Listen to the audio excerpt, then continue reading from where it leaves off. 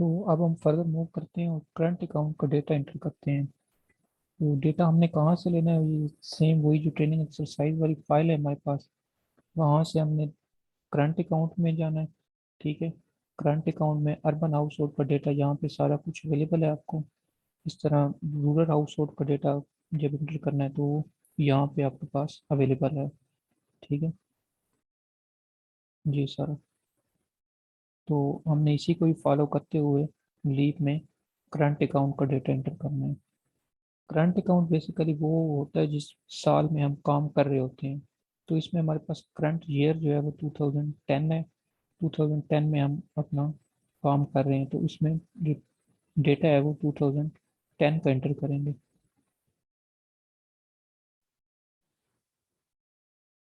तो लीप में आके सबसे पहले तो हमने मेक श्योर करना है कि हमारा जो सिनेरियो है वो करंट अकाउंट ही होना चाहिए। ठीक है, वो हम यहाँ से देख सकते हैं कि ये हमारा करंट अकाउंट ही है। ट्री हम ऑलरेडी क्रिएट कर चुके थे।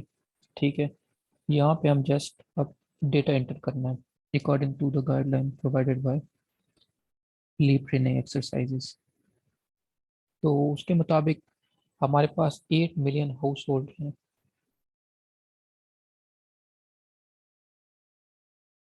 यहाँ पे 8 और यूनिट चेंज करेंगे और हम हाउस होल्ड सिलेक्ट करेंगे। यहाँ पे यूनिट है, वहाँ पे जो पहले है वो शेयर लगा हुआ, यहाँ पे हम अदर में जाएंगे, अदर में हमारे पास हाउस होल्ड का यूनिट आ जाएगा, ओके कर देंगे हम। ठीक है, और स्केल में हम मिलियन, 8 मिलियन हाउस होल्ड हमारे पास हैं। ठीक है, उसमें जो अर्बन एरियाज हैं उसमें 30% हाउस होल्ड हैं और रिमेनिंग जो है वो रूरल एरियाज में। तो यहाँ पे हम 30 लिख देंगे। 30% शेयर अर्बन में है और कंट्रोल आर या यहाँ एक्सप्रेशन से, ठीक है, रिमाइंडर भी ऐड कर सकते हैं। रिमेनिंग 100% मीन्स के 30% अगर अर्बन में है तो वो 70% रूरल में है। और ये ऑटो जनरेटेड ग्राफ में आपको रूरल और अर्बन एरिया शो भी करवा देगा।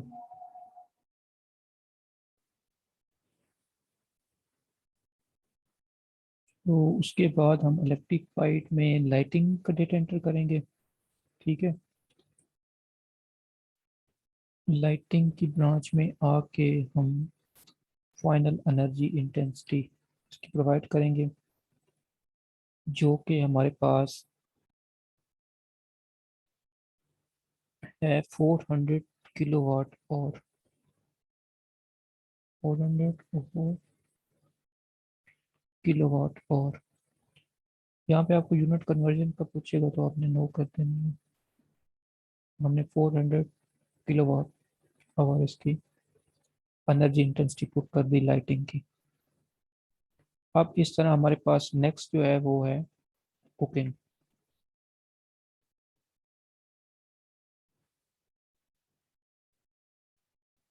गाइडलाइन के अकॉर्डिंग जो कुकिंग है वो 30% से 30% स्टोव जो है वो इलेक्ट्रिक हैं और रिमेनिंग जो है वो नेचुरल गैस से रन होते हैं। तो इसके हम एक्टिविटी लेवल में सबसे पहले तो इसकी परसेंटेज सेट करेंगे कुकिंग की। ठीक है, कुकिंग में 30% शेयर जो है वो इलेक्ट्रिक है और रिमेनिंग कंट्रोल और कर सकते हैं, तो वो रिमाइंडर 100 कर देगा उसको। ये उसके बाद हम इसकी फाइनल एनर्जी इंटेंसिटी में जाएंगे। ठीक है,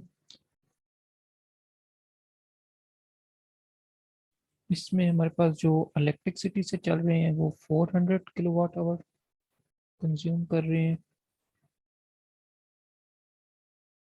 यूनिट कन्वर्जन आपने नो कर देनी है। और जो नेचुरल गैस से रन हो रही है, कुकिंग हो रही है, वो 60 cubic centimetre, cubic metre sorry, वो हो रही है।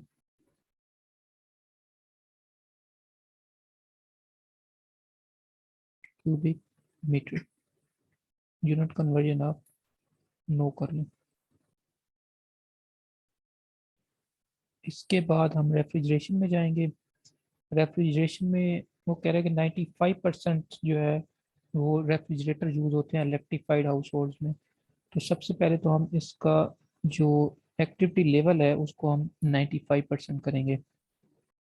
95%। ठीक है।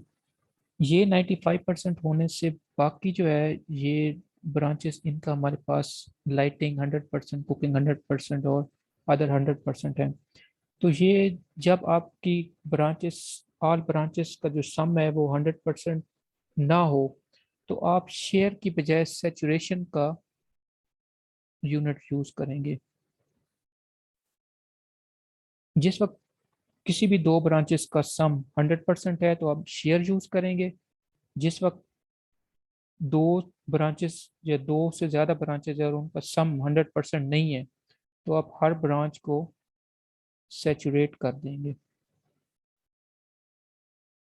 तो ये हमने इलेक्ट्रीफाइड के अंदर जितनी भी ब्रांच थी उसका जो यूनिट है वो हमने सैचुरेशन लगा दिया। ठीक है। हम अगेन रेफ्रिजरेशन में जाएंगे और इसकी energy consumption, final energy intensity add करेंगे। ये 500 किलोवाट आवर इलेक्ट्रिसिटी कंज्यूम कर रहा है।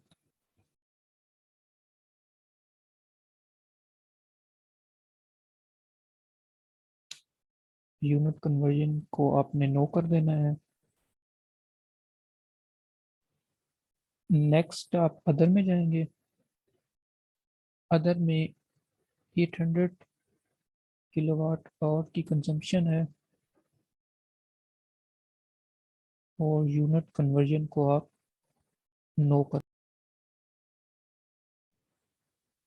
तो यहाँ पे हमारा जो अर्बन एरिया है वो कंप्लीट हो जाता है। फिर हम रूरल में चले जाते हैं। रूरल में इलेक्ट्रीफाइड में लाइटिंग है सबसे पहले। ठीक है। लाइटिंग दो तरह से हो रही है, एक इलेक्ट्रिक स्टोव और एक केरोसिन। 20% केरोसिन से हो रही है और रिमेनिंग जो है वो कंट्रोल आर से आप, रिमेनिंग वो 80% वो आपकी इलेक्ट्रिक स्टोव से हो रही है। इसकी फाइनल एनर्जी इंटेंसिटी में जाएंगे तो हमने यहाँ पे वैल्यू पुट करनी है। जो इलेक्ट्रिक से है वो 335 किलोवाट और केरोसिन है 10 लीटर्स, लीटर में। ठीक है। यूनिट कन्वर्जन वो कर देना। तो इसके बाद हम जाएंगे कुकिंग में। कुकिंग में हमारे पास तीन फ्यूल्स हैं और जो उनको एक्टिविटी लेवल है, मीन कि उनका जो शेयर है वो हम सबसे पहले पुट करेंगे। 30% है चारकोल का, 15% है आपके एलपीजी स्टोव्स का, एंड वुड आपका 55% है। ठीक है। उसके बाद इसकी फाइनल एनर्जी इंटेंसिटी में हम जाएंगे और उसकी एनर्जी इंटेंसिटी, चारकोल है हमारे पास 166 kg,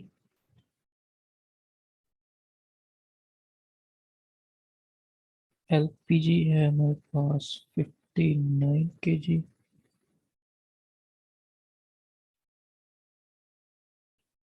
और वुड है 525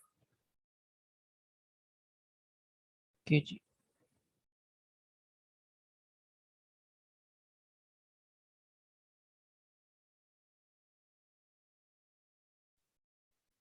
तो नेक्स्ट हम ऐड करेंगे रेफ्रिजरेशन की value. Refrigerator as per guideline जो उसकी एक्टिविटी लेवल है उसमें उसका शेयर जो इन करना है वो हमने करना है 20%।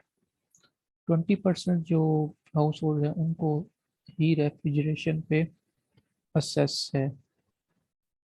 ठीक है। तो इसकी वजह से इसको हमने शेयर को सैचुरेशन करना पड़ेगा अगर हमारी सब ब्रांचेस का सम जो है वो 100% ना हुआ।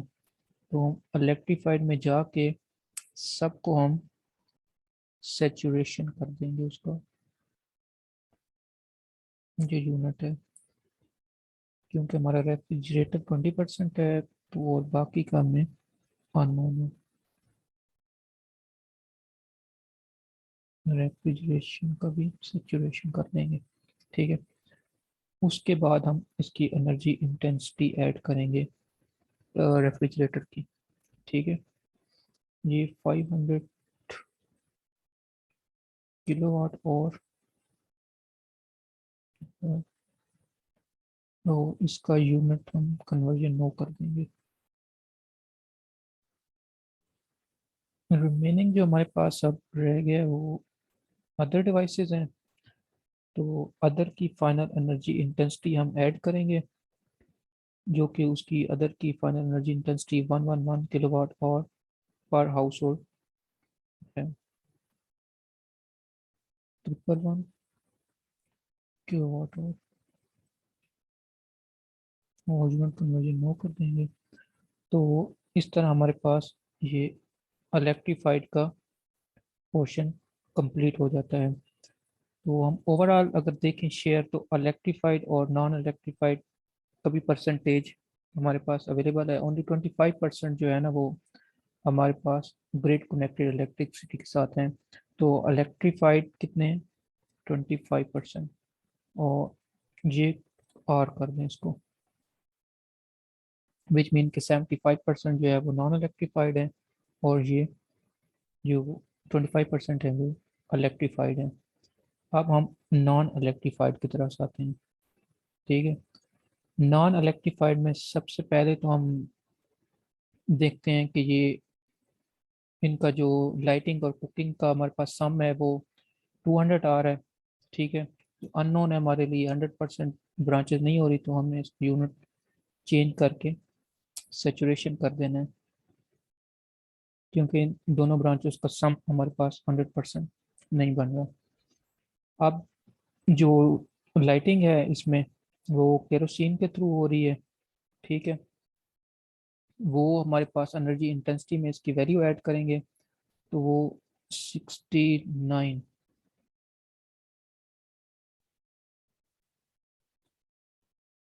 लीटर्स है, ठीक है। और इसके बाद हम जाएंगे कुकिंग की तरफ।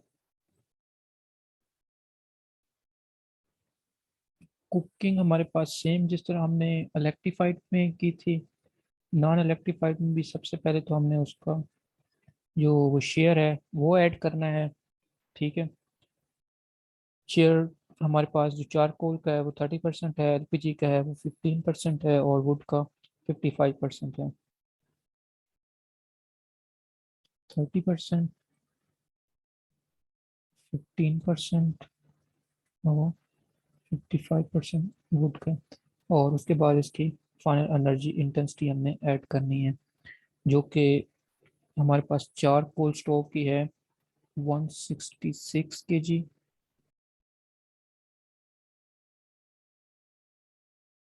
यूनिट कन्वर्जन आप नो कर दें। एलपीजी की हमारे पास है 59 kg। और जो हमारे पास वुड है वो 5 to 5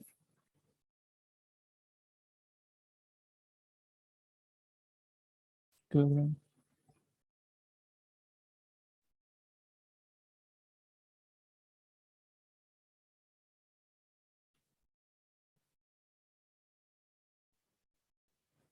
तो यहाँ तक पहुँच के हमारे पास करंट अकाउंट का जो डेटा है वो एंट्री उसकी कंप्लीट हो जाती है।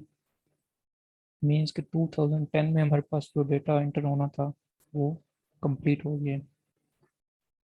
तो यह हमारा एनालिसिस फेज कंप्लीट हो गया, तो हमने रिजल्ट्स में जाना है। तो हम एनालिसिस के अंडर ही रिजल्ट में क्लिक करेंगे, रिजल्ट पे, तो वो हमें रिजल्ट के पोर्शन में इन कर देगा। तो रिजल्ट में हम टेबल में जाएंगे।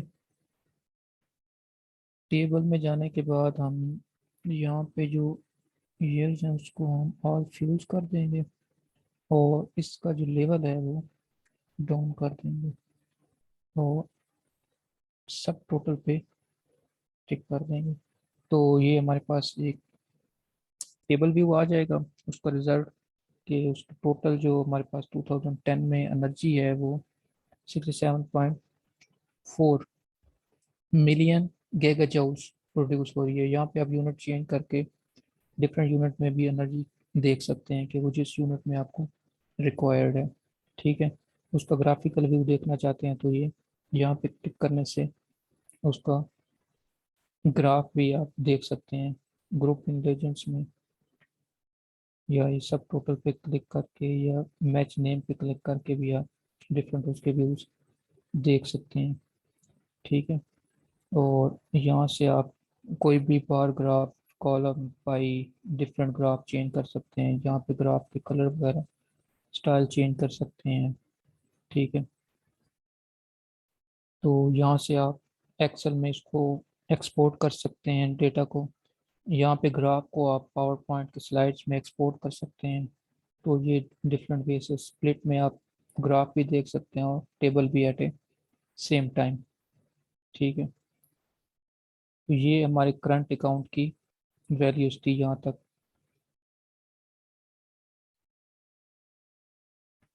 टोटल 67.4 और हर फ्यूल की अगर देखना चाहें तो आप चारकोल और हर ब्रांच में अर्बन में कितनी है, रूरल में कितनी है, इलेक्ट्रीफाइड में कितनी है, नॉन इलेक्ट्रीफाइड में कितनी है, तो ये सब कुछ आप यहाँ से आप रिजल्ट में देख सकते हैं।